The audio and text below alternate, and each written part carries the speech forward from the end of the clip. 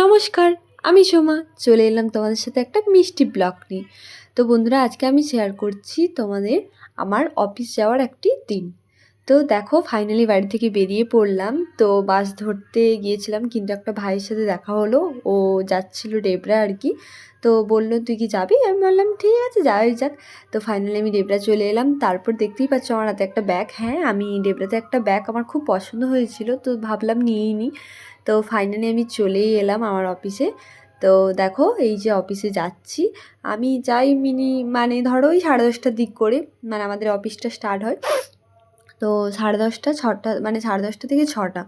তো ফাইনালি চলে এলাম অফিসে। তো এই যে লাঞ্চ টাইমে তো স্যার নিয়ে এসেছিলো একটা আইসক্রিম। তো আমার তো খুবই ভালো লেগেছে। তো ফাইনালি অফিস কমপ্লিট হয়ে গেছে, মানে ডিউটি কমপ্লিট হয়ে গেছে। তো বেরিয়ে পড়েছি। এই যে দেখো, বাস আসছে আমার। তখন কটা, 6:30 আই থিঙ্ক বেজেছে। তো ফাইনালি আমি বাসে উঠে পড়লাম, মানে বাড়ি যাওয়ার উদ্দেশ্যে বেরিয়ে পড়লাম। এই যে বাসের ভেতরে। আর আমার মুখ চোখ দেখে বুঝতেই পারছো সারাদিনের একটা ব্যাপার। তো তো একদম মানে দেখা যাচ্ছে না আর কি, মুখ টুকের অবস্থা খুব একটা বাজে হয়ে গেছে। তো ফাইনালি বাড়ি যাচ্ছি আর কি।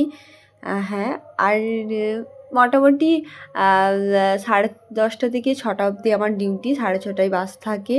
তো ফাইনালি বাড়ি চলেই যাচ্ছি। টাটা, নেক্সট ব্লগে দেখা হচ্ছে।